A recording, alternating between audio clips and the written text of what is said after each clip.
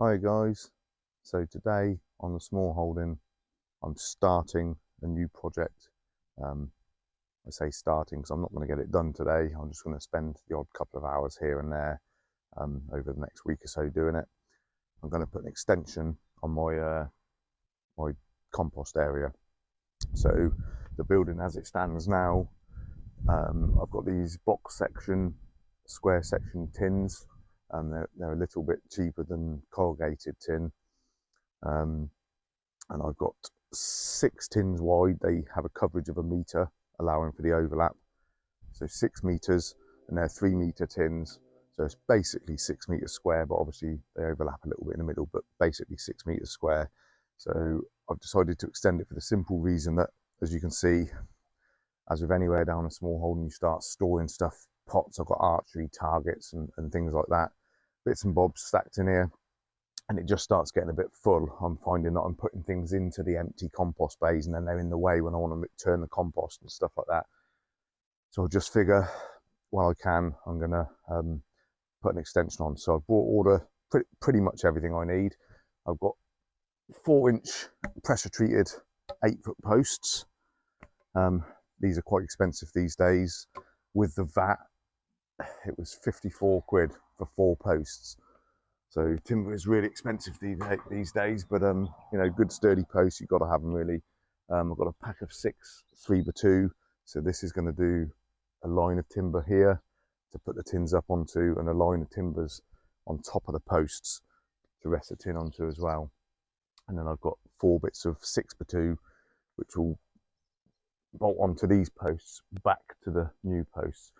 So what I've actually decided to do is, rather than follow the same drop of this roof so that the rain all runs into the water collection, what I've found is when it's raining fairly hard on a roof this size, it actually runs so fast that I lose a bit of water out of the guttering. So I've decided to bring this extension this way, so this one slopes back that way, and I'm going to bring the new roof sloping just slightly, a couple of inches of drop, sloping down this way, and then I'll run some more guttering along, and it will come to the post over there, just the other side of the wood chip pile, and I'll have an IBC tank, a 1,000-litre IBC tank up on breeze blocks with a tap on it, so I can use it for my watering cans, and I'll have that just inside the veg garden there, so it gives me 2 separate water collections from this one roof. Yeah, so what I'm going to do, I've got some metal racking that I had, I got off my sister, big industrial metal racking, and I'm going to put some racking along the back of this new extension, just somewhere that I can get things up off the ground. It just gives me a bit more room to put stuff, you know, a bit more room to work out the weather. Again, I'm going to leave it open like this. I'm not going to side it or anything. I'm not going to put any sides on it. I've got a few bushes and shrubs and things piled up there, but it's just basically somewhere out of the rain to work and to store my compost and to store, you know, anything really. So first job really, this build, I'm not a builder and I'm not a carpenter, so this building isn't perfectly square. When I first set out doing it, I thought, oh, I'll just bung the post and I'll follow the line of the fence. Of course, realised as soon as I put the tin on, the fence wasn't square, wasn't straight, so it's a bit all over the place. But it doesn't matter, because all I'm doing is sitting timbers on top of these posts, and I can just move them to wherever I want them. So it doesn't really matter.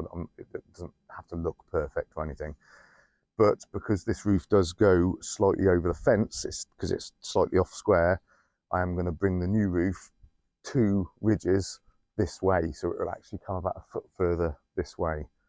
But yeah, so first job is I'm going to get these posts in, and they're going to be 3.6 meters from the inside to the outside of the post, and then I will bolt the 6x2s to those to give it support that way, and then I'll put 3x2s across the top to rest the timbers on, and another row of 3x2s across the top of the 6x2s, and it will be supported either side, and then all I need to do is get some central supports then, and I'll do the same over here. I'll still need to put some central supports in there, so it needs a bit of finishing off. It's just like I've just been doing it slowly but surely, because, you know, timber's quite expensive and I've been kind of putting it off, but I figure I'll just do it.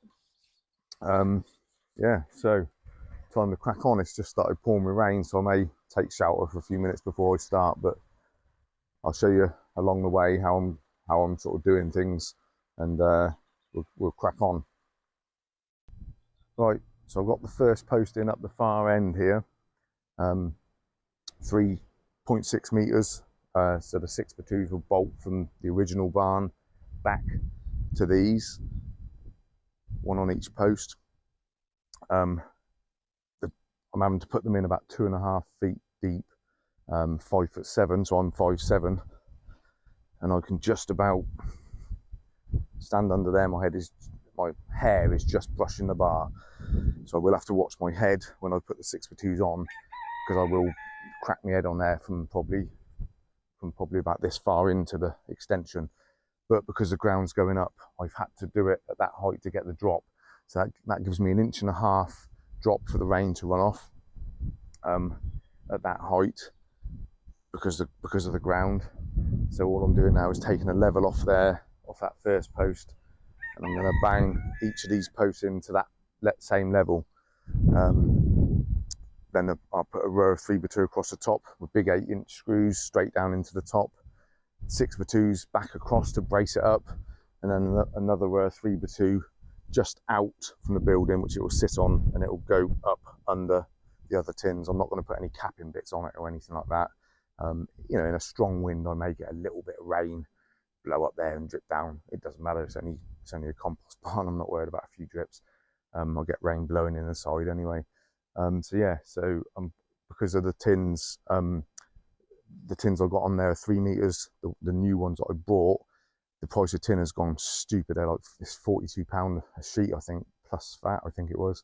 But the difference between the 3 meter sheet, which is what I've used here, 2 3-meter sheets long, and a 3.6 meter was only like £7. So I thought, sod it up, I'll get 3.6 meters. So that gives me just over 50% increase in the size of the barn. So I will need to put a central bit of 3x2 in, which I forgot about. So I'm gonna have to go and buy some more 3x2, do a central support through the middle here, and I am gonna do a central support on the other sheets back there as well. And in the middle part, I might actually do a staggered central support, giving me a bit of a gap at the top where I can thread all my beam poles and store them up in the roof out of the way. But I'll think about that later on. I just want to get this up, so I'll get the timber on, and we'll go from there. So pretty much all the timber's up now. Got the 6x2s in, 3x2s across the back, 3x2s across the front. I'm going to have to pop to the timber merchants tomorrow and get some more 3x2s to do a run across the middle here, and then the tin will just slide straight up on top. And because this side of the barn isn't particularly square, I'm going to keep the tin just away from the crossbar of the old barn and just level it slightly this side so that it's coming off a little bit straighter. But yeah, it's quite a long span, these 3 meter 3.6 meter 6x2s, 2 big coach bolts at the end, no support in the middle. I am going to put some braces in. I've got to get some bracing material to come from these posts up to here to brace these, and I might brace up to these as well, but they're pretty strong. I mean, I weigh nearly 100 kilos, no problem supporting me, and there's 4 of those. The only time this roof will take any weight is if we get a depth of snow, but I may put some braces up anyway, but the trouble is it's just more to bang my head on. So I may just leave it as it is. It's plenty strong enough. But yeah, so I'll get a few more timbers. Pretty happy with that today. I didn't think I'd get all this up today. It's only taken 3 or 4 hours. So I'll get a few more timbers, get all the timber sorted, and then get the tin on next time. But I'm going home for some dinner now.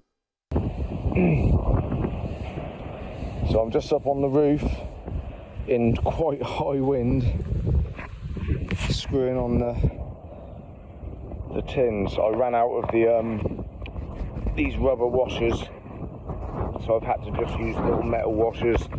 I can always come back and put some more in. So I ran a line across. I had to stagger these screws slightly back because the woods that I put in, I staggered two, and the middle one slightly back, just butting up to them. But I just ran a line across. That's a view of the veg garden from up here.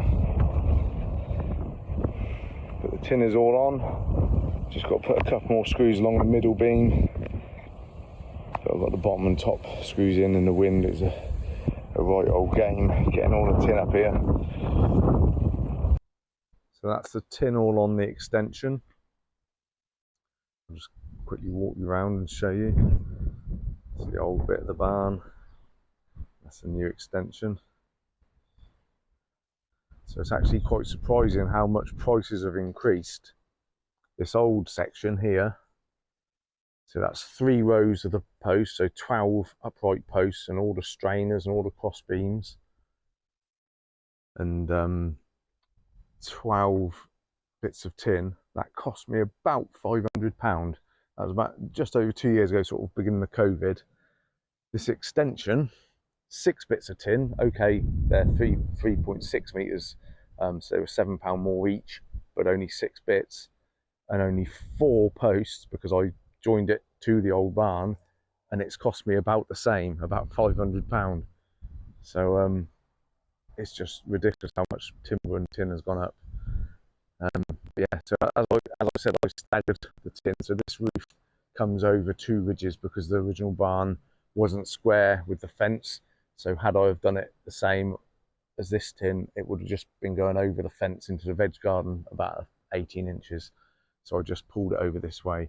So I've moved my solar powered spotlight up to there. Had to move that along. And the next job, so I've put the strainers on just to support the 3x2 across there, these little strainers. So the next job is I've got to put the guttering on into a IBC. It's going to be a bit of a pain because the tins are longer, and the 6x2s that I already had these were only they were 3.6 meters, but I had to obviously overlap the posts either end to bolt them on, and the tin is 3.66 meters, so it's an extra 6 centimeters, and obviously it wasn't going as far that way as the 6x2, so it is overlapping a fair bit. So I've got no timber here to attach the holders for the guttering that I've got, so I'm going to have to fix some timber to the bottom of these 3x2s coming out somehow. I'll figure it out. It'll be a bit of a bodge job, but you know, it'll work. It'll be strong enough, and I'll run that along here just over the fence, and then I'm going to put an IBC tank just down here. I'll move this pot out of the way. I'll have to move that lavender that I put there, possibly, I'll see, but I'm going to move the IBC tank that I've got in the potato patch, because nothing that isn't collecting water, I just pump water into there from the tanks that I'm collecting. So I'll move that over to here and put it up on some breeze blocks. It's got a tap on it. Some of the IBCs I've got haven't got taps, but this one has. And I can use that for my watering cans then, so I'll get it up high enough off the ground so I can get a watering can under it. And then this part of the roof will be collecting another good load of water for me, straight down and into an IBC in the veg garden. So I'll finish the video when I've got that all sorted. Just got my guttering on as it started to pour down with rain. I haven't got the IBC here. Get someone to give me a hand to drag that over here tomorrow, but collecting a bit of water in this blue tank. So there we go. Bit of a bodge job, but it's on there. Collecting water. So that's completely finished now. I've got the IBC tank on some breeze blocks and some big bits of post I had knocking about in my odds and ends area. A little bit of a slope here, so I stuck a bit of 6x2 under that side there as well, just to pretty much level it. It's only done by eye, but that now feeds straight into the top, and it's high enough off the ground I can get my watering can under the tap. And so that's another source of water collection. Obviously very important for me down here because I don't have water, so I collect off both roofs, and I can pump water about from tank to tank.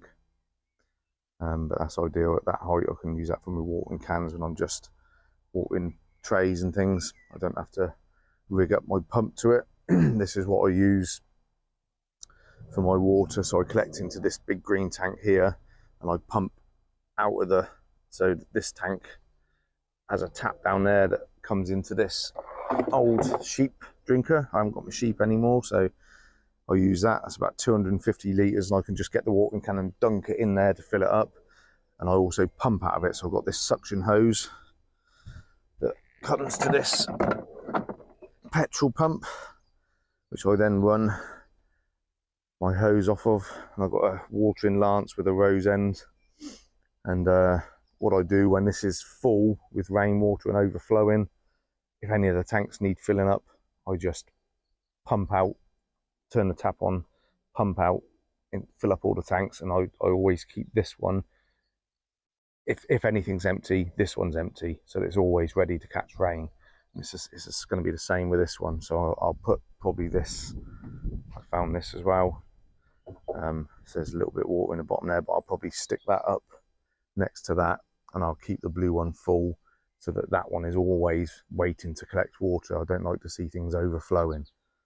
But yeah, so that's extension, guttering, and IBC tank all done now. Take it easy, guys. See you next time.